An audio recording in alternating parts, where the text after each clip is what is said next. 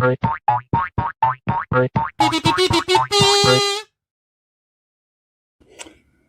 right, Fluffle assemble time. Welcome one and all to the Rabyd Atheist. Whether you are indeed a paid-for citizen of the Rabyd Nation, or whether you are just a tourist looking around, or whether you are just looking across the border, wondering whether to immigrate to such a wonderful nation as the Rabyd Nation, welcome one and all to the Rabyd Atheist Show. Welcome to the Rabyd Atheist channel, and I am your host, Ed Rabyd, a former pastor turned atheist, now a compassionate anti-theist. Welcome to my channel. Welcome one and all to another Deconversion Hangout. Just a reminder, the Deconversion Hangout rules. This is a space primarily for people who have deconverted or deconstructed from their faith to talk about whatever issues they're facing, or things that are still bothering them sometimes, or sometimes some testimonies of some successes. But it is a protected space for them. But also, based on the nature of the question today, it's also for people that are doubting. Like, you can still be a believer and come here and doubt. Just be honest in your questions, and I will gladly engage them and talk about them. But that's kind of the purpose of the Deconversion Hangout on Thursdays. And so today's question is, what if faith isn't the only way to make sense of life? And that is more a question directed to those of you that believe. I understand that, because most of us that don't believe would probably talk about faith not necessarily being a virtue. I consider it a vice, but we're going to engage that question of, how do we make sense of life without faith? Is it possible? For those of you that are doubting, maybe listening to the stream later, hopefully we'll have some answers for you. But yeah, we'll talk about that at length. But right now, just a couple of announcements. There's, of course, a goal in chat.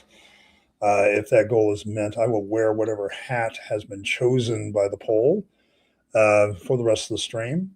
It's my way of keeping the streams ad-free and supporting my work. And thank you one and all for everybody who, in advance, whoever donates tonight. Thank you so much. I'll give you a shout out later as well.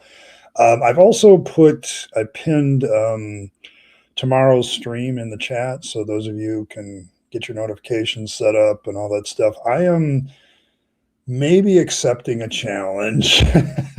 So, from Inspired Philosophy, who said, I've got this 6-hour video, and I know Paula G has already done his, but I'm thinking of actually doing a video series on this, where I deal with every chapter of that video.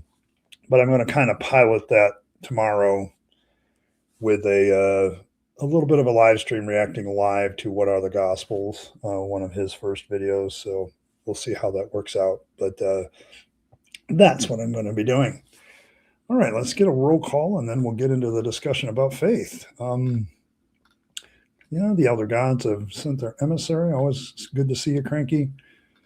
Jacqueline is here. Michael is here. And Dragon Rider is here. So there you go. Yeah,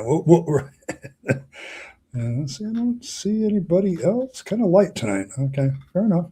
I don't know what's going on. It's summertime. Everybody's outside again. So we'll see what happens. But hopefully people will comment on this later too. I'm going to ask for comments on this one, because when I look back at faith, I kind of now have Cranky's attitude here about faith. It's not a way to make sense of life. It's more of a way to pretend that there's some sense to life and what's going on. I was thinking about it for the show.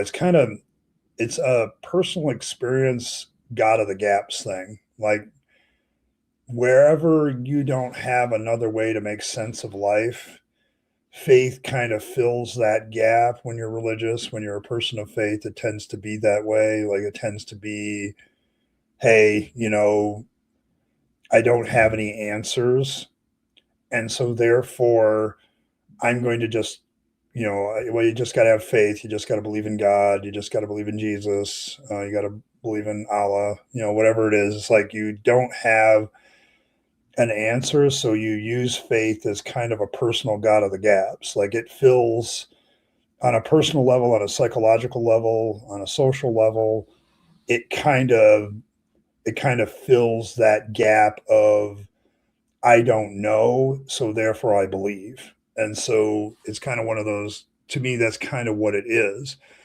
And so there's a whole bunch of other ways to engage, life and make sense out of it without necessarily having faith involved. Hey, good to see you, Native. Welcome. Um, so that's kind of where I stand on it, like as I look at it now. But when I was in the faith, it was something that filled the gaps. It filled the basic. Um, I didn't have answers. I didn't have a way of looking at things, that could make sense of other things in life. And so that's kind of where I stood with it. So, there's, to address Michael's concern here, he says, I still amazed that faith is supposed to be something to live by. A lot of people live by it. And I think for those of us that don't believe, we still have to engage the question, because a lot of times we run into people that the reason they're doing what they're doing, the reason they look at the world the way they do, is they end up with this, I have a faith-based answer to how I look at life. And for those of us that are deconverting, I still have family members and friends that still have a very faith-based way of looking at the universe. And so trying to make sense of life and trying to deal with them and understanding them, because they're coming from a position of, I believe, right, in something. And so we're not meshing, because I'm like trying to look at the reality of the situation and they're trying to have a faith-based answer. And at that point, it becomes a conflict. So, see, Dragon Rise says, good evening, all. Faith is pretty dumb way to make sense of life, because you're believing stuff despite it not being true. Faith is all about denying reality, and that's unacceptable to me. I think there's a large amount of truth to that. Like, I think people reach out in faith when they deny reality. I used to see this in Pentecostalism. We were kind of talking about this a little bit yesterday with miracles and stuff. But one of the things that people do is when there's this aspect of life where they're like, it's not lining up with what I think reality should be. And so therefore they reach for faith instead. Like I've talked about how it fills the gaps, but it also kind of very much, faith can distort your reality. Like even though something's staring you in the face, I remember in Pentecostalism, I had people getting terminal cancer. Okay. That's the reality of their life. They really need to get into a doctor. They need to really, they've been diagnosed. They really need to start their treatments, and maybe they would.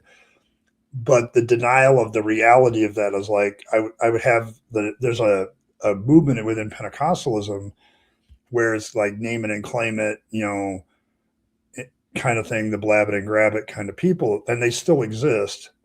They would say, well, I deny that I have cancer. I'm just going to go forward like I don't cancer. I'm already healed. God's already healed me. And so once again, you can have faith being something very dangerous. And so they don't accept reality. So Dragon Rider, you make a very valid point, because faith is often used to not accept reality. It's used to get past the fact that there's certain things in reality of life that are just not lining up. And I used to have that with people that wanted to be healed, particularly the word of faith people were really big into that. And I think there's a lot of things like that are very symptomatic of that too. So, so there you go. Yeah, well, you make sense of life, yes.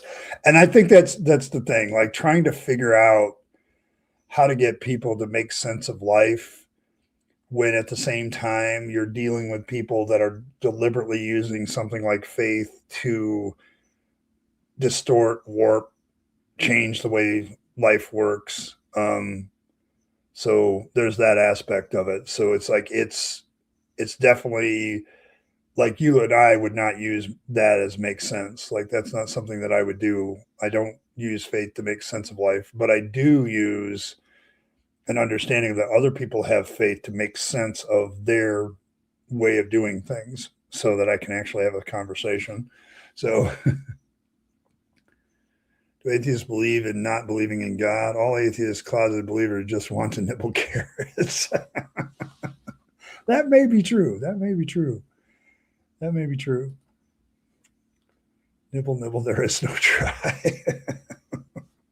Yes, yes. Well, okay. Well, we got Fangs lore here, and we've already mentioned carrots, so here we go. Um, so there you go. There you go. But yes, the circumcised carrot comes out at that point. Marx is right about the opiate. I think so. The more I studied poli-sci, the more I realized that that people are, they often use faith as a way to avoid doing things. Like they avoid having to do stuff because, religion says it's okay. But one of the biggest things that religion used to do for me and for many as Pentecostal believers or people that ever had hyper faith was, you just believe, and it's the government isn't going to help you. Sometimes they're hostile. Like when he said that, the governments were very different than they are today in a lot of respects, but because of modernity and other things. But yeah, he hit something there with faith, because faith is like this thing that people run to when they don't have any other way of getting any resolution for justice or righteousness or whatever it might be. So yes. Wiener sausages are carnivore carrots as far as I'm concerned. Okay, fair enough. So religion is actually the divine stash. Probably.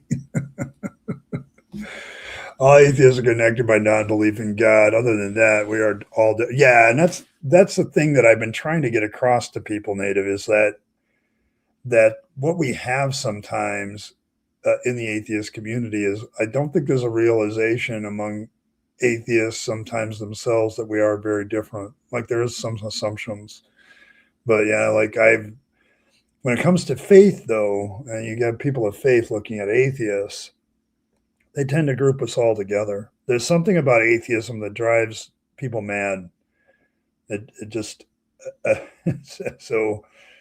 But yeah, like it's what are the problems, I think, in our relationships with theists is their side of it, because they come at me and they like, you believe in something, like you have to believe in something, and it's like, well, yeah, I mean, there's some things you're kind of forced to believe in because you don't have any other way of engaging them. Like you trust people simply because you're your family or longtime friends or whatever else.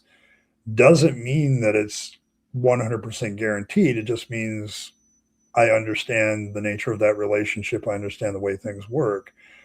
But on our side, we don't always help the equation either. And I don't know if that's so much about us not understanding that why, because today's issue to me is, I think in our relationship with theists, we don't always understand the way faith is causing them to look at reality and make sense of life. And we disrespect that in a sense. And it gets personal to them because faith gets very personal to people. And understanding that psychologically and trying to find a way to talk to people of faith with their understanding of how it makes sense in life to them. And then you have to say, well, yeah, but there are other ways to make sense of that issue without necessarily having to deal with faith. So it's one of those things where trying to understand why theists still trust faith. I think as atheists, we can be very combative about that. And I think sometimes we just need to realize that that's where they're at, because my whole thing with Deconversion Hangout is not just for people who are deconverted or people who are interested in it that have already been atheists. It's like there are people sitting on the fence right now. Okay. And they need a place to go and listen like this one and say, oh, So this is fairly normal. I'm having struggles, I'm having doubts. Is there a place I can discuss these things? And so, yes, this is a place to discuss those things. But we are different as atheists, and we also need to realize that theists are different, and the way they use faith is different depending on the theist. That's kind of my only point. I went a long way around to just get to that point. But yeah, so hey, it's Triple E. Good to see you, Triple E. Just thinking about you the other day. I was like, I wonder where that guy's been. So where have they been? Yeah, you trust people, but you still write contracts once it's necessary. Yes. Yes. I think that demonstrates where we move faith into action. Like, so how do you ground your non-belief? How do you account for the non-existence without reference that exists? Yes. Yeah. Like we get those questions all the time, like about grounding non-belief. And I said, I don't know that non-belief needs to be grounded. Like this is I know what you're getting at, Cranky. You're not taking the role of you're not a presuppositionalist, but this is kind of their kind of shtick, where they do, so where they come at you with this kind of stuff. Like, how do you ground your non-belief? How do you ground your not having faith? I'm like, why do I have to ground something that's non-existent? Like, I thought we were grounding stuff that existed. Like, I don't know. My non-belief is just that non-belief. I don't believe in Thor or Zeus either, but it's like, I don't think that requires a grounding.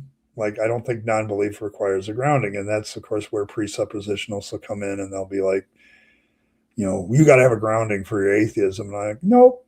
No, I don't. I don't really have to do that. So this has been thanks, Cranky. This has been a test of the presuppositional monitors. So well done, Cranky, and thank you very much. One of my favorite donation amounts. Appreciate it. Yes, reality exists. But yes, but they'll Cranky, they still continue to come at it like, how do you account for the non-existence without reference that exists? It's like, I don't know that there is such a thing as nothing that doesn't, there's no such thing as nothing. And so it's like I don't have to account for that. Like it's there. I don't know if I have to account for that when it comes to non-belief. I don't have faith in your God. So seems like faith needs to have some grounding and not necessarily non-faith, but that's me. Hey, Aaron. I also prefer my non-belief in large slices. And not grounded, yes. Hey, Wolf, good to see you, man. Hope you're doing well. No pre-supper detected? Okay, fair enough. That's the same as asking for proof of God's non-existence. Things that don't exist don't leave behind evidence of their non-existence. Like, yes, like it's, how do you evidentially provide evidence that something does not exist when, the real evidence is, of course, the lack thereof. Like, there is no evidence something exists. So I can conclude that it doesn't exist without necessarily having to prove it doesn't. Like, I don't, this is the burden of proof issue that comes up all the time. And with people of faith, I think this is something that you can talk to them about. Like, I think you can talk about, hey, you need to have some sort of evidence for your faith. Like, there needs to be some sort of facts that ground your faith. I think your faith needs the grounding. I don't know if my non-belief does, but when you're talking to people that believe, you need to understand that they feel that this thing called faith grounds them. And it's like, well, that's fine if that's good for you, but if you're talking to me, that's not going to win me over. Like, so it's it's just not going to win me over. It's going to be something that I'm like, nope, I don't think I can do that.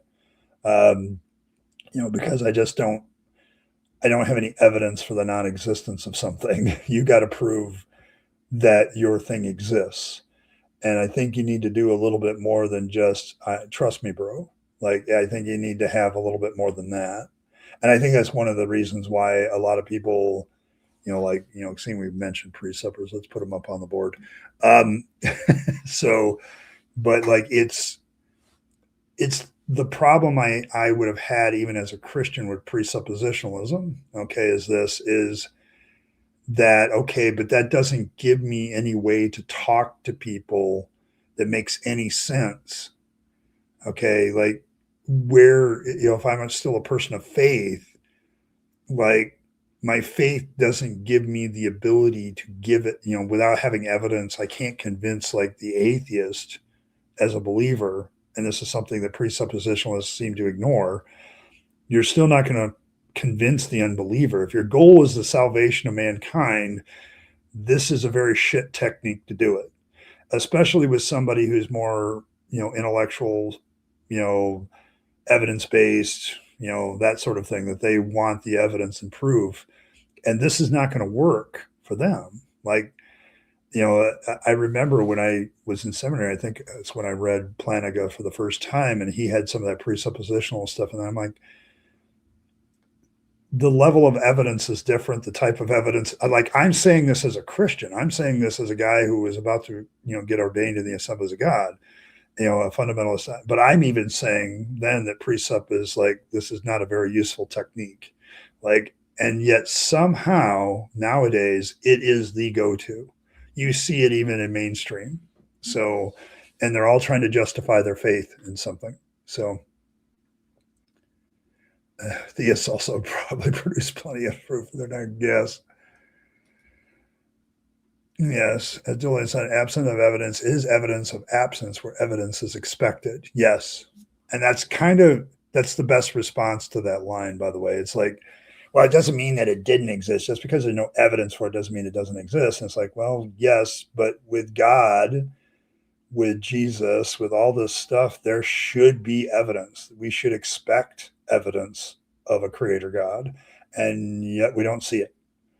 Like, so it's there. And I think that's one of the things, Cranky, that, when we talk about faith, okay, we got to realize that these people have faith, but faith by its nature is a little presuppy. Like, because it's basically saying I have the right personally to believe something without evidence. Like, it is the evidence of things hoped for, the evidence of things not seen, Hebrews. Okay. That's what faith is to them. And you have to confront that, and you go, and those of you that are kind of on the fence right now, and maybe you still believe, you listen to this later or watch it later, understand that that's kind of you being presuppositional without any evidence. And there should be evidence. Like, if God is this omniscient, omnipotent being who knows that the salvation of some of his children hang on the line based on whether or not there's evidence for certain propositions, God would know that, and he would also know how to provide that. Okay. But somehow he doesn't seem to do that. Okay. Like, so either he doesn't exist, he's not as smart as we think he is, or he's not as powerful as we think he is. To me, the lack of evidence, the fact that we can even question the existence of God, should not exist with an omni God. It does not make any sense at all. So, Triple E, good to see you again. Very good to see you. I find it crazy that my parents indoctrinated me into a death cult because of a homeless man. May or may not have done a thing 2,000 years ago. Fun times, yes. I've been cleaning my room, organizing my things, throwing stuff out, trying to make a budget and stuff like that. I'm cat sitting around a coworker said I would go to hell. Got fired. Okay. Okay. Well, yeah, but you've been on this journey for a bit, and you've been on this journey with us for a while, Triple E. So you have one of those moments where I can look back as to what you were and what you are now. And look at what you're doing, though, because we're asking the question, is there a better way to make sense out of life than faith? And you're doing some of the activities that we actually do sometimes to make sense of things. We clean out our room, we organize things, we look at stuff that we thought was important and we reevaluate it. We realize that, maybe praying to God to send us $1 million check in the mail may not be the best course of action for our finances. So we sit down and make a budget, and, we take care of our friendships and our relationships. And there's more to making sense out of life than blind faith. Like there's absolutely these great moments where you're making sense out of life in a far better way just by doing what you're doing than anything else. There's the priest of Bun. Welcome, Evan. He suffers late. Give me another supper. Yes, stop making sense. Yes. Is there such thing as a post supper? I don't know. I don't know. Living by your faith is okay. Demanding others live by your faith without evidence is idiotic. Yes, I think that's kind of the rub that most of us atheists have. It's not so much that you want to go believe whatever you want to believe. That's fine. But don't ask me to do it. Don't force me to do it. Don't make me look at your moral code and think that that's okay, because I'm not going to say it's okay. Like, I don't find the morality of the Bible all that high anymore. Like, it's very tribalistic 2,000 year ago bullshit to me. Like, we've moved on, okay, and for damn good reasons. So, but yeah, like it's the problem right now. Like in the United States, this is the problem right now. Are we going to live our life by some 2,000-year-old ancient standard of morality and practice that is no longer valid in the modern world? Or are we going to have a secular society where we can say, yeah, go believe what you want, but don't force it on me?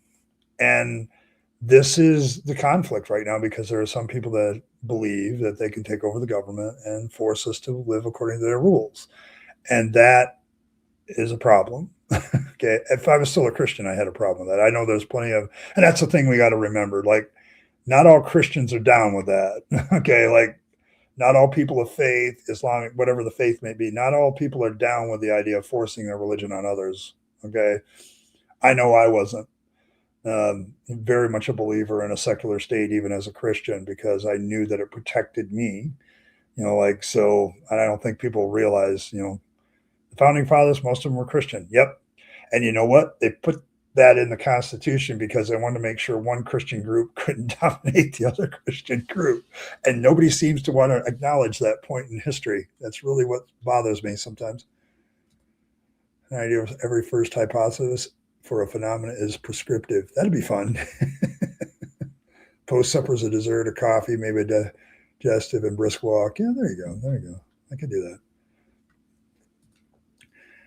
I mean, people believing in nonsense does bother me. Like, I'm not going to stop them, but I feel like being so willing, able to get sucked into nonsense on one thing can lead to another nonsense. Yes, we've seen this many times where people take their nonsense and it explodes, it gets bigger. So yes, I'm doing a lot better. Thank you for remembering. I learned I can ask all the questions I want about a fantasy story, but I should really be concerned about my limited time on Earth. And you know what, Triple E, you're at that point where I can say, congratulations. I think you've reached the point where you're starting to realize what it really means to be human. Like, you can leave this stuff behind. The only reason I don't leave it behind is I'm just trying to help people get through it. Like, I've always been here. Like, I will stop any conversation live stream I'm doing if somebody has a struggle with their, coming out of their faith. I will stop that in a second and deal with that issue, because that's kind of why I do what I do. And I'm so glad for you. Okay, I'm very glad for you. Go enjoy. Go explore being human. Go do what you do. Okay, because it's a much wider world once you get rid of faith. Faith has blinders. Okay, it has blinders, and the fact that I'm seeing you do what you do and you're having a better life, I'm good. I'm good with that. All right, go be a good human being. Okay, that's all I can say to you at this point. That's why I consider cereals by Pringles for so many they just can't have one. Yes, that's so true. Okay. I find that I've become an anti-theist in my older age because religious people can't stop using their religious beliefs as an excuse to cause harm. Yes, and I have taken a lot of questions about my moniker when I start the show. I call myself a compassionate anti-theist, and I could be very. I am always going to be an anti-theist. I don't think religion does us any good. I think it does a lot of harm. But the compassionate part is I understand that people that are in the faith have their faith for what they consider to be good reasons. Okay. And so reaching out to them as compassionate as somebody who's bought into a lie or who's been indoctrinated and what I think the compassionate part does for me, it makes me assume that they're either ignorant or they just don't understand or there's something that's not necessarily completely their fault. Like people who believe like indoctrination is a real heavy duty thing they're on. So it's like, okay, yeah, I become more of an anti-theist as well, but I also kind of look at them with a little bit of compassion of like, I used to be that and I'm trying to help people get out of that. So it's like, yeah, so there you go. But I get it. Trust me, I do.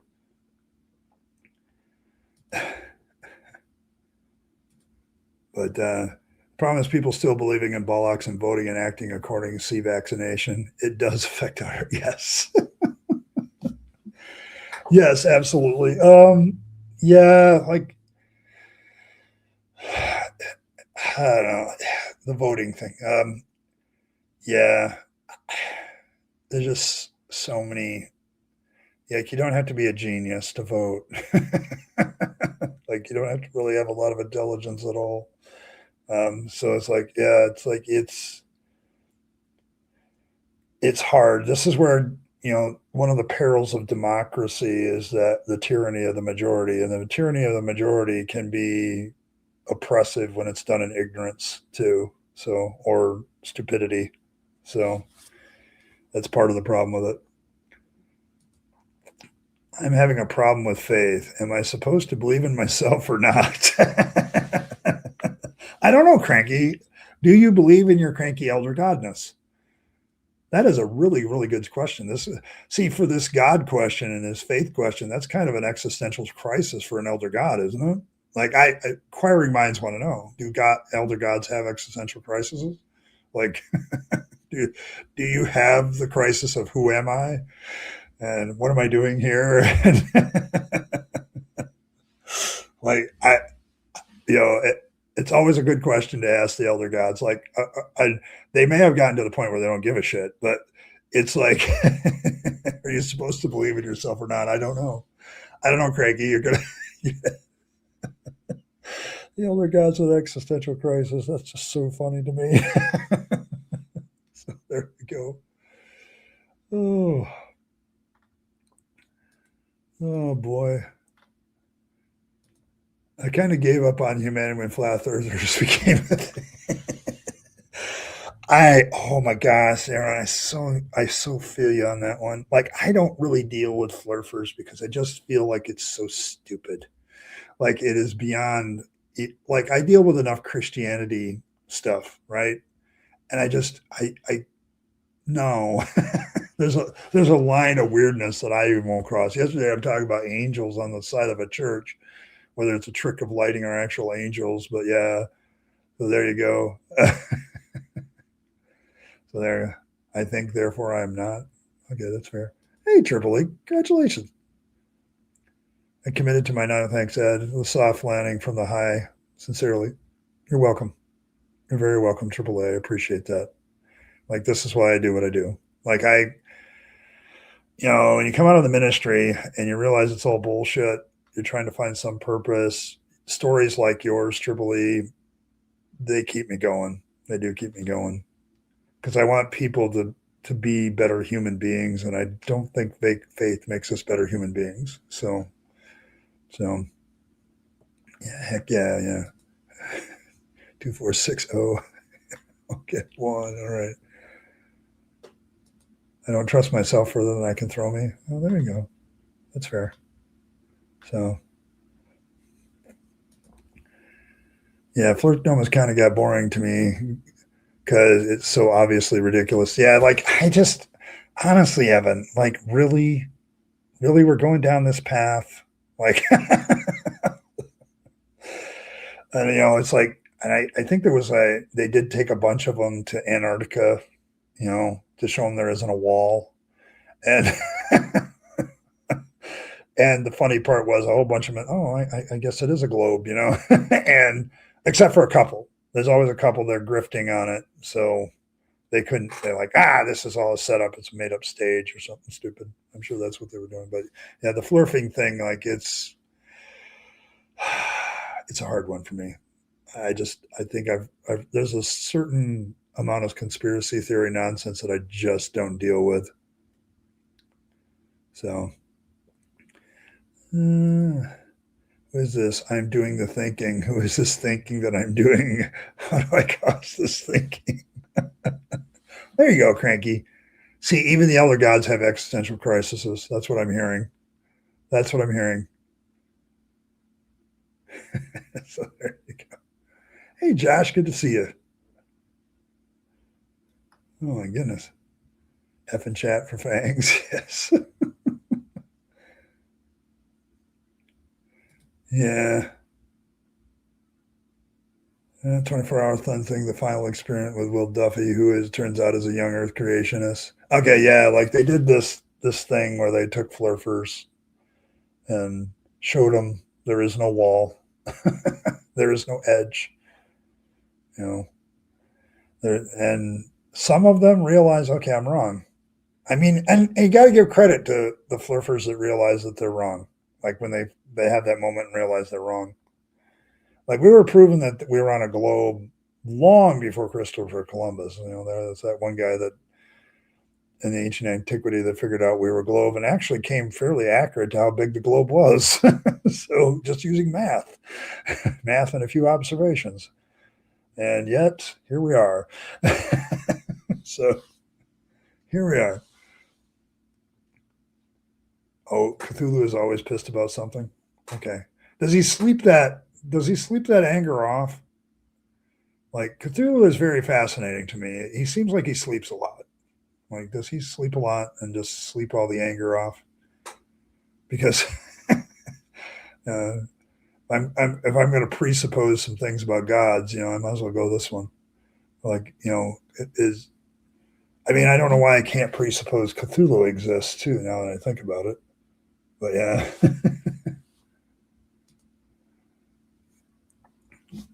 Now, a certain floor submitting that you can't have a 24-hour sun in their model, and when they saw there is a 24-hour summer sun down there, well, during at least, we're like, oh yeah, okay, that's what it was. Yeah, it's like you can't in a flat Earth model, you cannot have a 24-hour sun. Like you can't do that, and so they got an example. So there you go. But yes. Yeah, but yeah, like I do remember hearing about that. So yep, okay, cool. See, I see. This is how little I pay attention to flurfers, Evan. Like I don't even know what convinced them not to be flurfers. Voting part of your life and reputation just a free trip to Aria was way above my level of effort. There's ways to get free trips anywhere, Michael. You just got to have a weird wacko view and somebody wants to prove you wrong. So there you go. Well, yes, I know my perception of time probably isn't entertaining, but yeah. But yeah, like if I consider deep time, Cthulhu just took a nap for 20 minutes. So he doesn't sleep a lot. Okay, that's good. No, because I'm counting on you, elder gods, to wake up and finish this. So it could be over for all of us. The experiment is just the experiment isn't working out. These Homo sapiens, yeah, they're kind of fucking things up. I'm not rooting for the rapture. I'm rooting for the elder gods to just destroy everything. I'm cheering for the meteor, whatever you want to call it, Evan. Because let's be honest. How many of you go to your stuff, you pull up your news feed, and you go, "What the literal fuck?" Like, I mean, like, okay, I think I've got the perfect image for this one. I better go to the right file. But yes, there's a perfect image because I think Fangs captures this so eloquently. Yeah, here we go. I think this might be an older one, but yeah, there you go.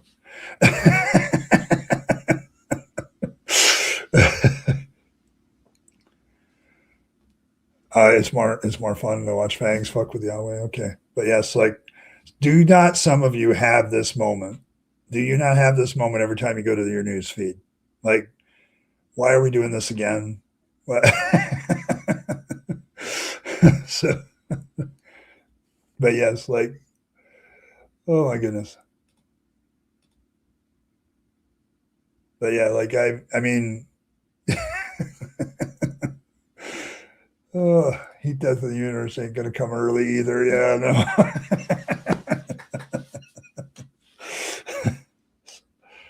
Oh my gosh. So here are stories of kings who die and they see ghosts of who they killed and beg God forgiveness. They have lost their mind. They may not truly believe in life. And with a failing mind, they beg. And they take it seriously anyway. I'm fine now, but I've had hallucinations before. I hope that when I die years from now, I won't go back to the default setting with a failing dementia mind. Yes.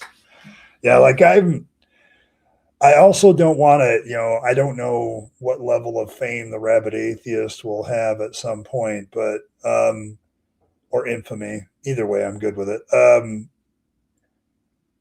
But, I know that, like, I think a lot of atheists have kind of also headed off the path with families and people and grieving relatives and all that. And they're like, nah, if you hear I converted on my deathbed, that's just not going to be true. That's me crazy or dementia or whatever. Don't listen to that.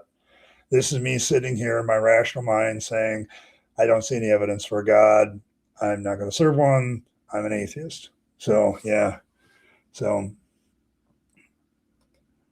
watching all the day going basketballs wandering around like reality isn't out there really reeling at us. Yes.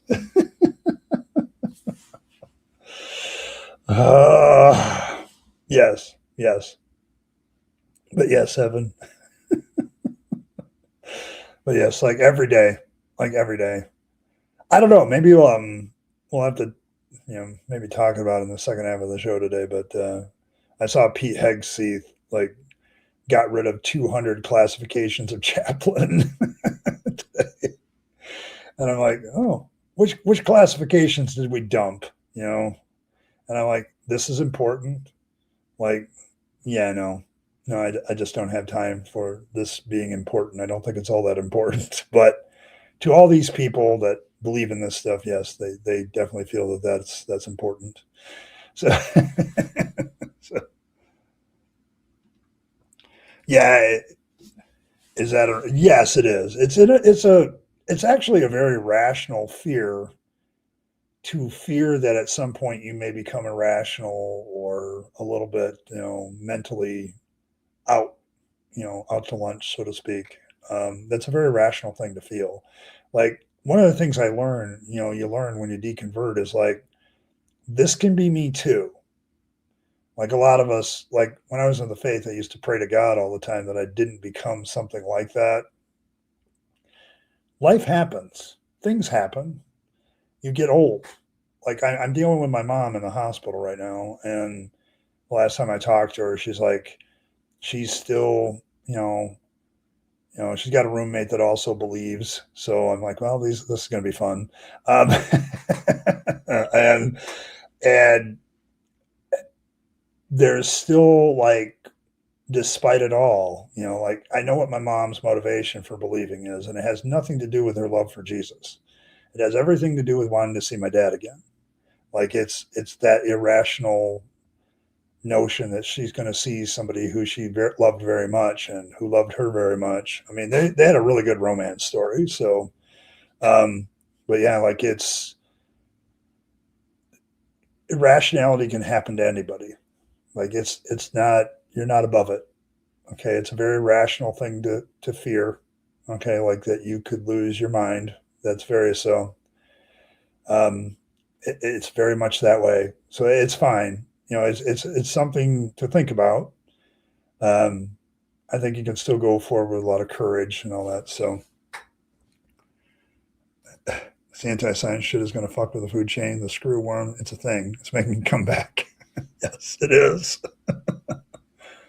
My mom is okay. She's hurting, but she's going through rehab. She's in a rehab facility right now where she's got to get back to the point where she can walk around and do things and go to the bathroom and get out of bed, and it's mostly pain management right now, but she's in the process of rehab. So, and given her injury, even though she wants to be out tomorrow, I'm thinking it's going to be a couple weeks. Because she's not, you know, she's 80, 85, like she's not young anymore. So things take a lot longer to do, and it frustrates her because she gets very impatient with herself. So, but she's doing fine.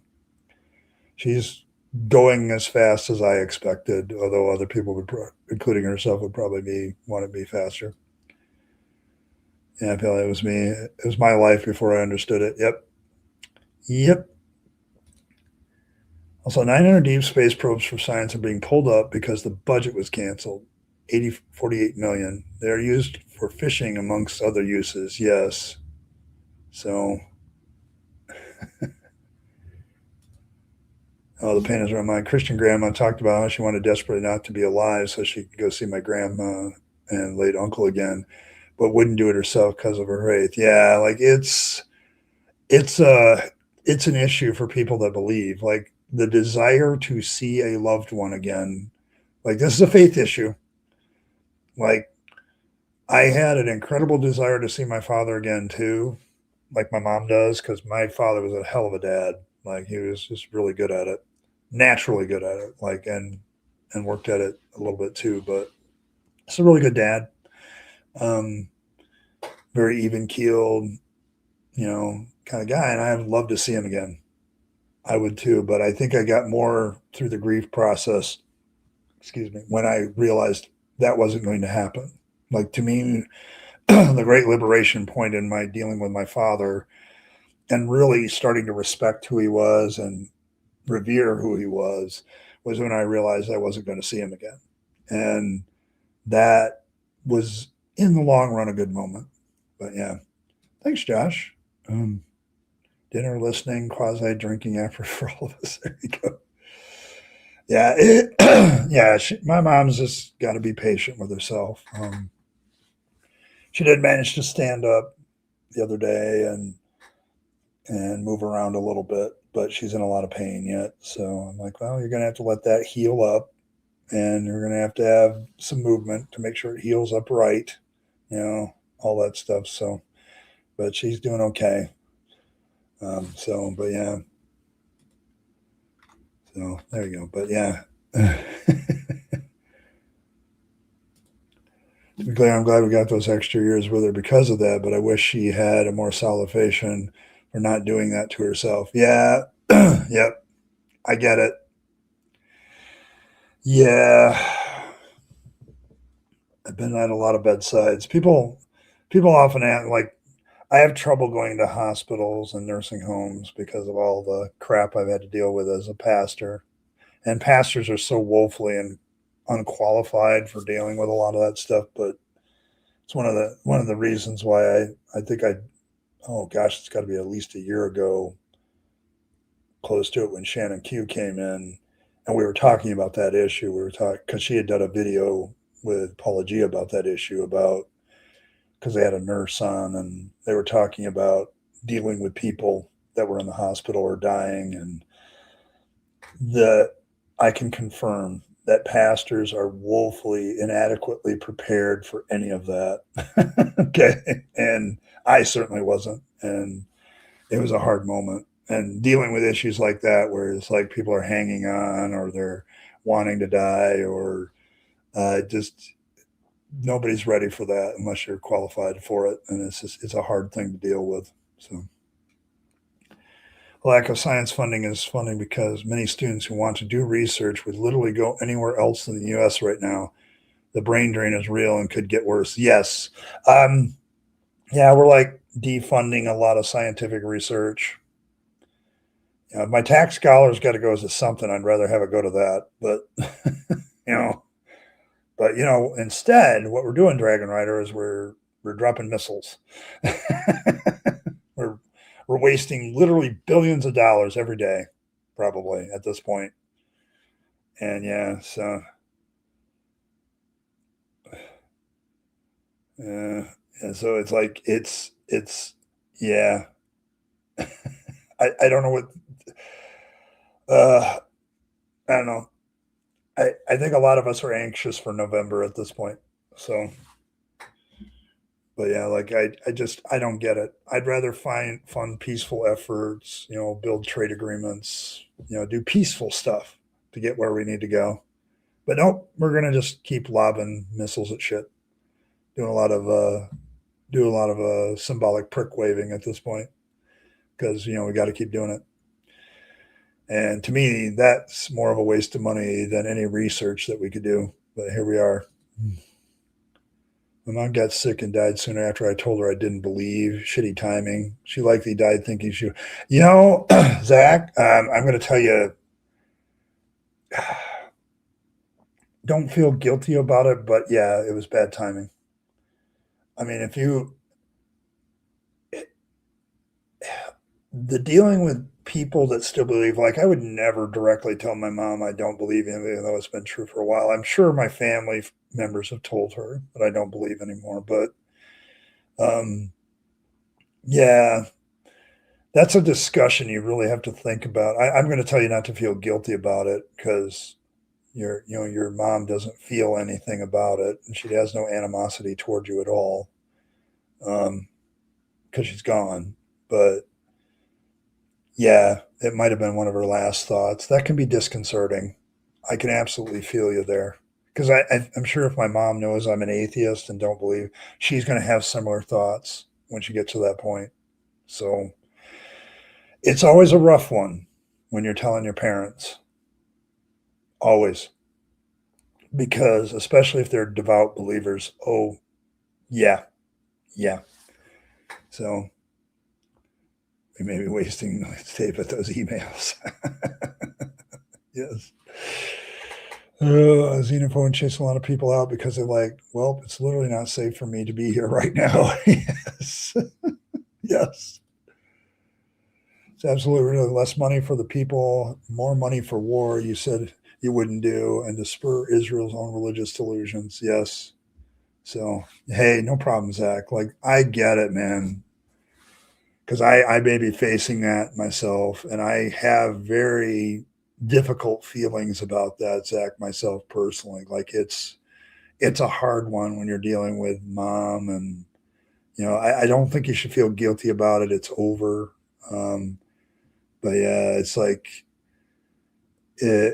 I get it. You don't want your parents who loved you and cared for you to be thinking those kind of thoughts when they go. But I don't know if sometimes it's just not avoidable. Unfortunately for me, it may not be avoidable. And I'm going to have those thoughts too. And I'm going to have to work my way through them. So there's no easy call there. I'll just tell you that. So, so. Okay, all right. There you go. Yeah, so she deals pretty well. There you go. There you go. Yeah, it's a heavy thought, Triple E. I'm glad everybody. Yeah, yeah. We got some hugs coming your way, Zach. It's like virtual hugs they may be, but we do have hearts here at the Rabyd Atheist. So the Fluffle of Fangs has pretty big hearts in a lot of ways too. So it's kind of cool. But yeah, I contemplate that issue every time I go in the hospital. My mom's there. Like, she's not in any life-threatening danger. She's in good health otherwise, but it's like she's got to get back to a position where she can function. And other than that, yeah, it's a heart wrenching. I've heard, Zach isn't the only one that's told me that kind of story, having like parents that go to the grave thinking you're going to be roasting in hell. And it's like, yeah, man, just dump that shit. But they don't. So I don't have a problem with lying about it either. Like, if it gives the dying family member some comfort, fine. Like Robin, I don't have a problem with that either. Except I don't think I would. My mom would know I'm lying, so she caught me way too many times. So, but yeah, I have no problem with that if you can get away with it. Like giving a dying person peace to me is more important than anything else. Like, giving them mental peace so they can just like they've got a hard enough thing to face, and they don't need a whole bunch of extra bullshit uh, surrounding it. So, and I've learned a lot since not being a pastor about how to deal with dying people. That's far more practical, and that's definitely one of those practical things. So, um, so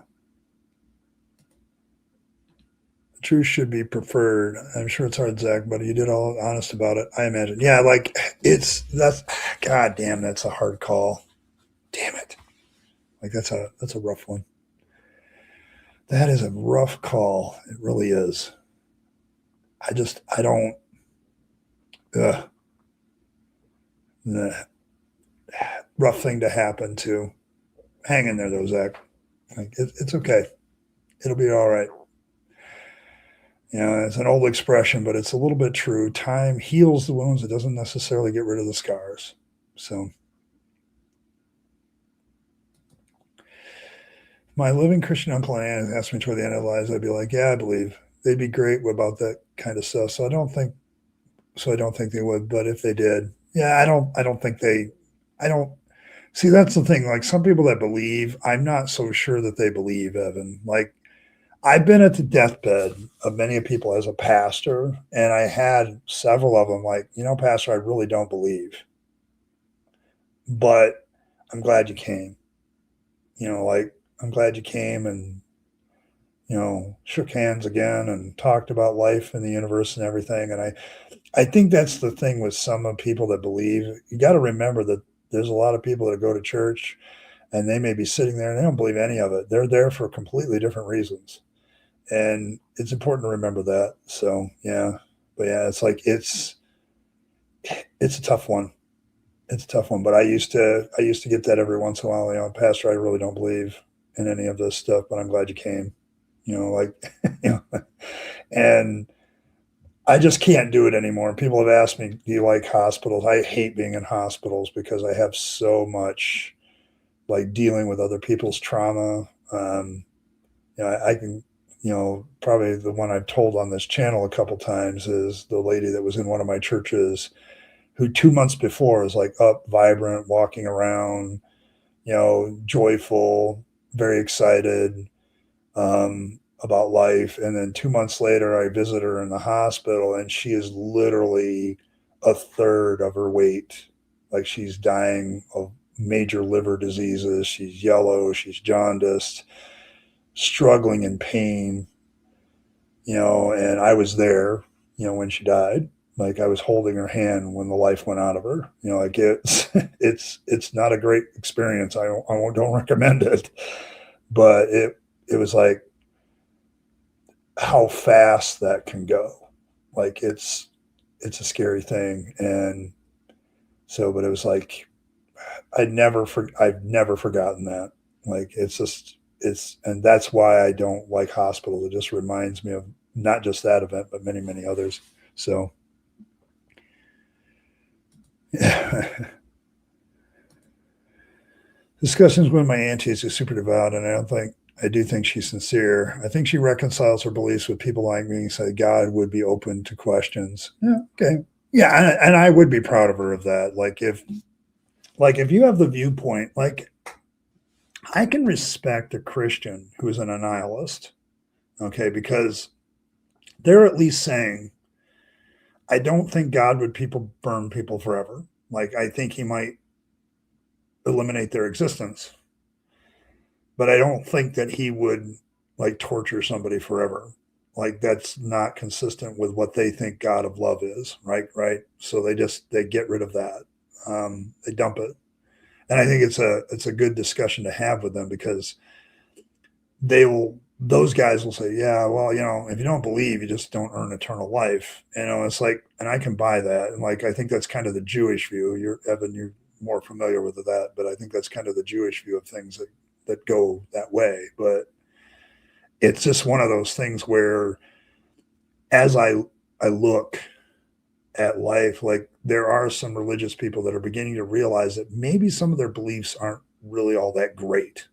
Like, like, like, it's just one of those things that just amazes me at times. Like, there's people that understand that their faith and their theology is problematic, and so they alter it. Now, I would add at that point, well, you just altered something not because it's based on truth, but it's based on actual moral sensitivities that you have of your own, and that's kind of what's in it. So, but yeah,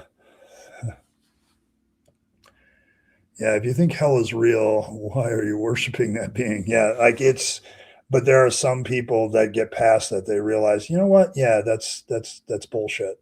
Like, and they take an nihilist position. I can absolutely have respect for somebody who doesn't think that hell's a real place. Like, it's just metaphorical.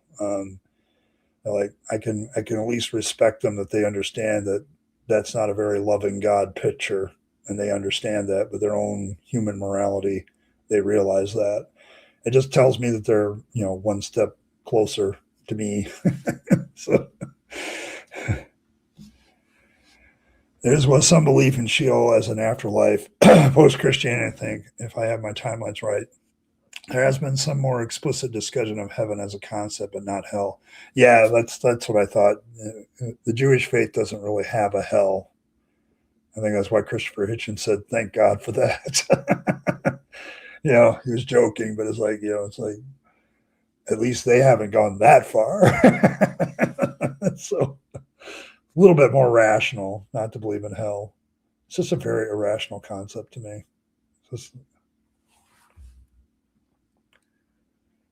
yeah, and I can also, like, with an annihilationist position, that's kind of my position for everybody. Like, as an atheist, I don't have an afterlife belief, so it's like, once we're dead, that's kind of it for us. And so I can absolutely talk to somebody on that level. I'm like, okay, well, we both don't like, I can talk to somebody of faith, because that's kind of the nature of the question today, making sense out of life. Like, okay, we can both agree that it's not sensible for a loving God, if such a loving God exists, to burn people forever. Okay. I think that at that point, this discussion switches to go, why do you feel like you need to have faith in an afterlife for the good? Like, why is an eternal life a genuine reward for good people? And that's a completely different discussion. Like, it's not antagonistic. It's not like, why do you feel you need that? And it's more along those lines. So yeah. The nice thing about hell is you can always feel vindictive against your rivals. And I honestly, if you read some of the proponents of hell, Cranky, that's the way they talk. Like, we're going to be sitting up in their heaven and laughing at all the people that are evil. I'm like, really, dude? That kind of makes you evil, doesn't it? so, so I'm a very devout Catholic aunt who tells me whenever I visit, it doesn't matter that I'm an atheist because I'm a good person, so God will let me go to heaven. She's so sweet, so I don't argue. Yeah, like, if the person of faith is kind of eliminating the contention with their own beliefs, there's no point in fighting that. There on it's like, yeah, I don't need to fight that. That's a beautiful thing. Like, she can, as long as she recognizes that you can be a good person without the faith, that's also a plus. Like, okay, like, I've had that happen a couple of times. Like, people like, well, what are you? What church do you go to? And I'm like, well, I'm an atheist. I don't go to church on Sunday. You know what I do on Sunday morning now as a former minister? Nothing. Like, I usually asleep. and I'm going to stay asleep because I work third shift, and I'm going to sleep most of the day on Sunday during the daylight hours when everybody's at church, and it's wonderful. It's just wonderful. Yeah, hell is always other people to go to. Yep. Yeah, there's definitely that aspect to it. Yeah. Much less toxic if you get rid of the hell discussion.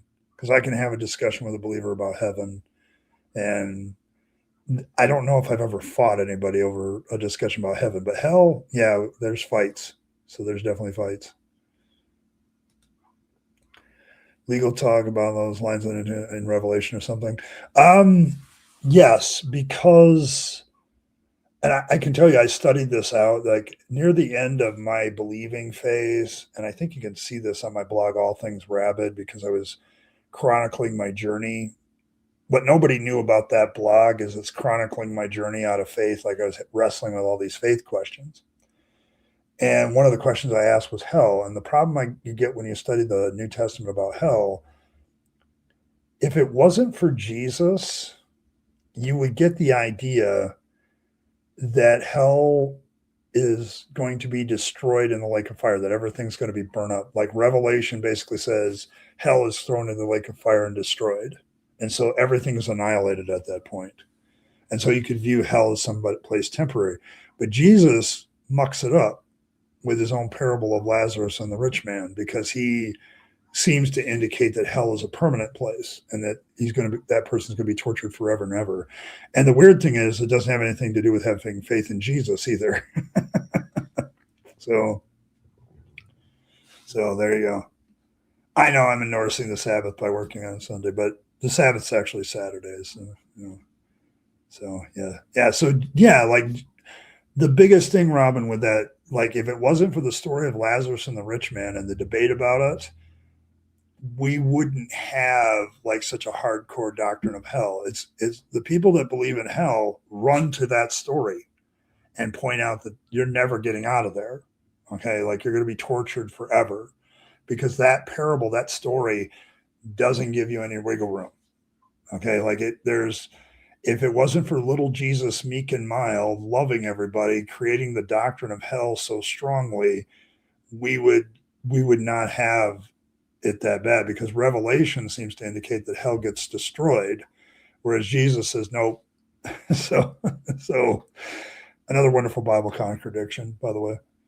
So my last final view was that, yeah, there is a place called hell, but it's temporary, and it's only to punish the wicked temporarily until they decide. I became more of a universalist, that eventually the torture in hell would lead people to believe. So more of a purgatory view. But yeah. So Jesus lied. Yeah. Along those lines, of the good people are all going to rejoice at how just hell actually is. And what, yeah, like I don't know where they get that mentality. That has got to be the sickest mentality I have ever heard, Evan. Like, this doctrine of hell brings out the evil in people. Like, like if you want to know if somebody's evil, ask them if they believe in hell and ask them if it's justified. Like, because sometimes you get that answer like, well, yeah, I believe in hell reluctantly. But the ones that are like all gun ho about it, like, I have a real problem with that. Like, so there you go. But yes, a couple of times I've been accused of being deceitful because people got to know me, that I'm a nice guy, before I found out. Yes. Like I've gotten that a couple of times. You're too nice to be an atheist. I'm like, what the hell are you learning about atheists? So, good place I'm going is to definitely real. The bad place you're going, it definitely isn't. Where do you go? Non-existence or something? I don't know. Yes.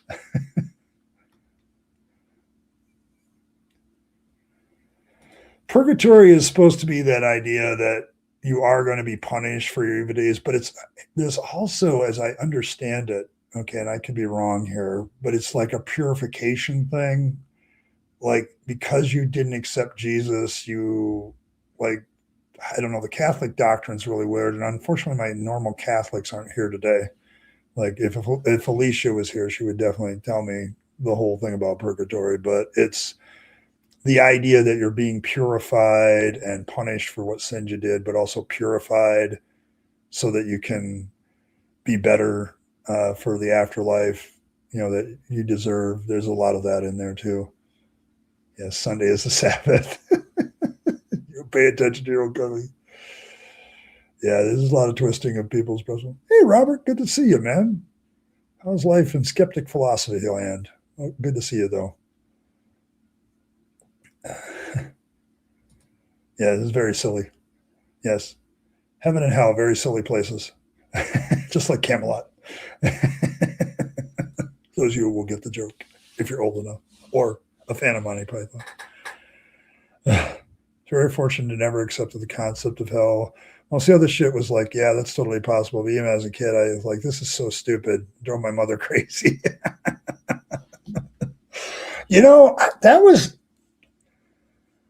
I'm trying to think back to my childhood about the doctrine of hell. I know I was preached to. I think it was so ingrained in me so early, Robin, like with indoctrination and preaching, because we were a fire and brimstone church. Like our pastors couldn't stop bringing in the evangelists that would preach fire and brimstone to us. And so I don't know if I ever got a chance to evaluate the doctrine of hell until later of life. Like it was so preached into me, like so preached into me that that I don't know if I ever got a chance to evaluate. It was just burned into my brain that it was a real place. And so I just never got the chance to evaluate it until later. That's probably why it was one of my last struggles before I left the faith was thinking about hell and the afterlife for the wicked. And so when I started to analyze it biblically, it really changed things. So, Jay, great streaming topic as I'm asking questions. So there's much to unpack on how to live while perhaps keeping a spiritual life alive, even with great uncertainty. I don't know. I know a lot of people like to cling to the idea of spirituality. I guess it might be a good transitional period if you're deconverting. I have a series like, are the spiritual disciplines still valid for an atheist? And there's a couple of them I think have some basis in reality, like meditation. But you don't have to have them. I don't know that I kind of at times agree with other content creators that spirituality seems to be a very religious concept, and maybe we need to come up with a different term. But just being human. So yeah. It's preached constantly. Okay, yeah. I just don't know if I ever got the chance to really evaluate it as a kid or as a youth. So I think somebody would go to purgatory regardless how good or everybody's going to purgatory regardless how good or you believe in your life. It's just the people who did the believer thing right spend less time there. Okay, gotcha. And I won't quote you on that. I won't. See, purgatory is bullshit to pretend that bad priests, at least we get a divine spanking before going to heaven. It just never took. Okay. Yeah, but for me, it was always like it always took. And I don't know if I ever got a chance to evaluate it till later. So,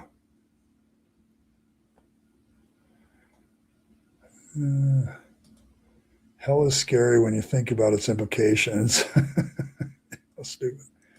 I am open to spirituality while I acknowledge my bullshit experience are only relevant to me, but I'm not committed to anything. What does that even mean? Like soul sense. What? I guess I would have to have proof that such a thing as soul sense even exists. So because like if I look at hope, when I usually have hope in something, there's usually some facts or past history that I hope in something. I don't have faith in much of anything anymore, other than what I'm kind of forced to. And me believing in something doesn't prove that something is real. So I'm like looking at 0 plus 0.1 plus 0. So soul sense equals 0.1 to me then. Okay, gotcha. Okay. I think my feels there might be some form of afterlife. There may no need to believe in it.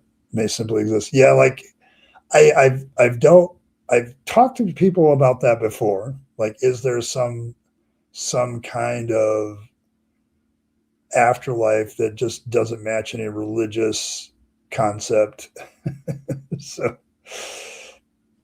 I don't know. I don't know that I can see. I guess I've gotten far enough where I just don't believe in any kind of afterlife. I would like to see some evidence of it before I would believe in it.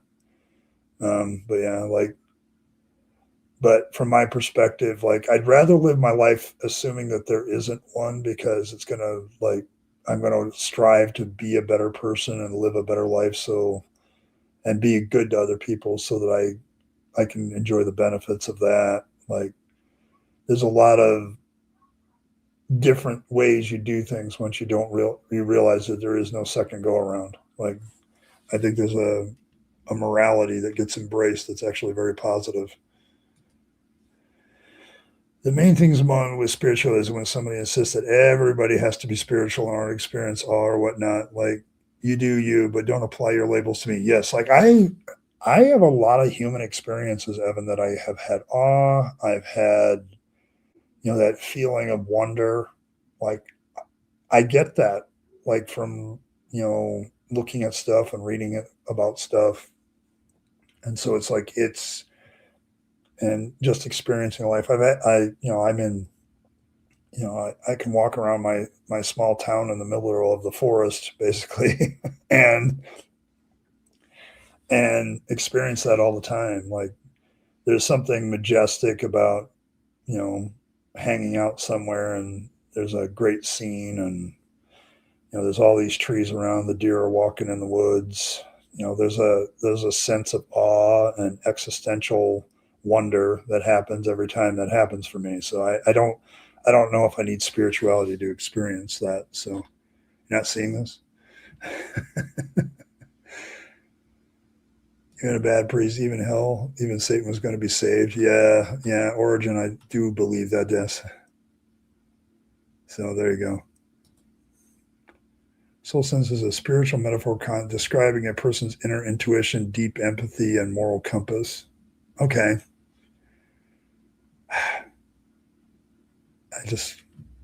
Okay. I guess I can see it. I wouldn't call it that though. Maybe soul sense is a better word than spirituality. I don't know. I don't believe in an eternal soul, so there's no evidence that I actually have one. So as there is, I really won't be around to experience it. Yeah, that's fair. Seeing the nice guy in the middle of nowhere in Africa, and that is awe inspiring. Yet spirituality means nothing. Yeah, like, you can have those moments, and I don't know if spirituality is necessary. I don't know if it's a necessary word for me. And I always don't like the connotations of it either, because there's a definite religious connotation to the idea of spirituality. So, so far, not. Like, I don't have a problem with a harmless person that's just kind of there, but we'll see. We'll see.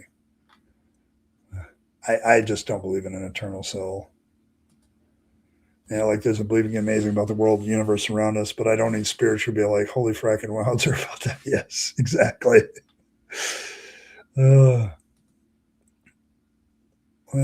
Went to grade school. We learned Greek history, so maybe knowing about Hades and how everybody believes that anymore, and the similarities made me not buy it. Yeah, I can see that. Google AI didn't notice. Yeah.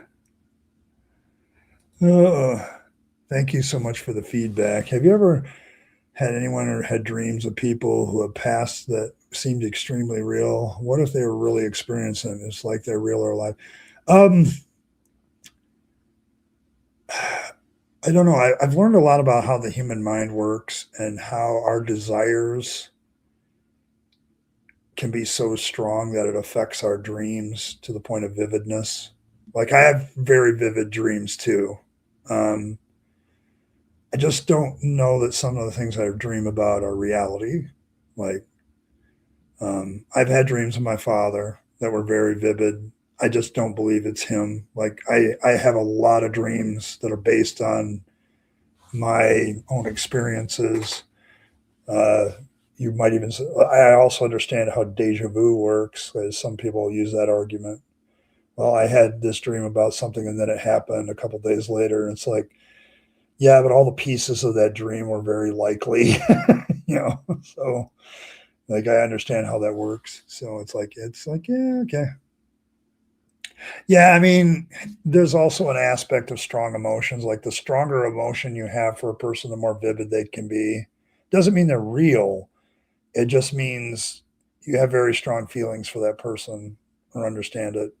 So yeah, but it's not a necessarily it's reality. It's just I've had very strong, vivid dreams about my father, my grandparents. Like, um, you know, I my the grandparent that died first in my life. You know, when I was 9, 10 years old, I still have dreams of him sitting in his chair. He's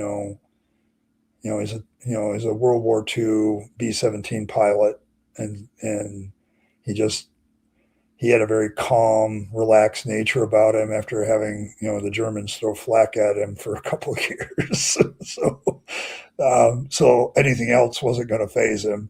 And so, but I still get a dream of him ever sitting in his chair, and it always makes me feel very calm and confident. Like so, yeah, like it's like, uh, so yeah, like I don't know, yeah. So, oh. Yeah, but yeah, so I can see having vivid dreams about somebody you were have strong memories about and strong feelings about. So if I had those dreams, you don't remember them. Yeah, some people don't remember their dreams. My God created that. Oh, you're just kind of getting weird here live. You're getting weird to me.